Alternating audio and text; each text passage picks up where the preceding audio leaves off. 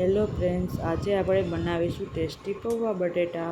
તો પહેલાં આપણે કઢાઈમાં થોડું તેલ ગરમ થવા મૂકી દઈએ। તેલ ગરમ થઈ જાય પછી મેં 1 ચમચી જેટલું જીરું લઈ લેશું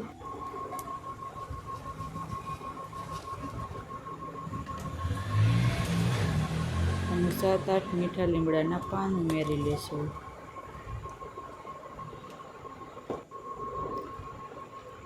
તે સરખી રીતે તેલમાં તળાઈ જાય પછી આપણે 2 થી 3 લસણની કળી અને 1 આદુના ટુકડાને ઝીણું સમારીને તેલમાં ઉમેરી લેશું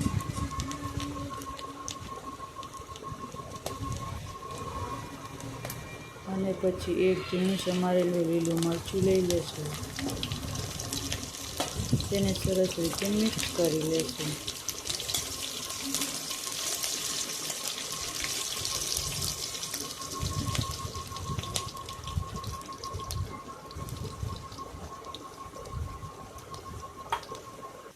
મરચું તેલમાં સાતળી જાય પછી 1 ઝીણી સમારેલી ડુંગળી લઈ લેશું। તેને પણ સરસ રીતે મિક્સ કરી લેશું।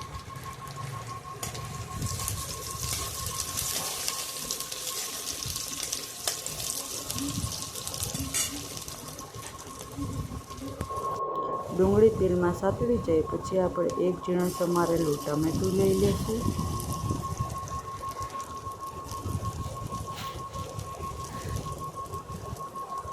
અને 1 ઝીણું સમારેલું બટેટું લઈ લેશું।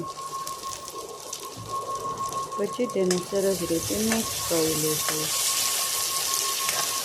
બટેટાને તેલમાં સરસ રીતે સાતળી લેવાનું છે।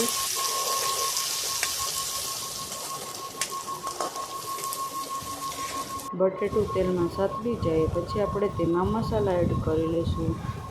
અડધી ચમચી હિંગ, અડધી ચમચી નમક અને અડધી ચમચી હળદર લઈ લઈશું।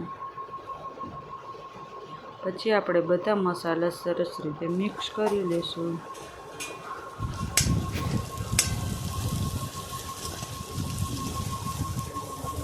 બધા મસાલા સરસ રીતે મિક્સ થઈ જાય પછી આપણે 1 કપ પૌવા લઈ લેશું। પૌવાને મેં પહેલાં જ પાણીથી વોશ કરીને મૂકી દીધા હતા જેથી તેમાં બધું પાણી છૂટું પડી જાય અને પૌવા સરસ છૂટા છૂટા બને। પૌવા બધા શાકભાજી સાથે મિક્સ થઈ જાય પછી તેમાં કોથમીર ઉમેરીને સર્વ કરો।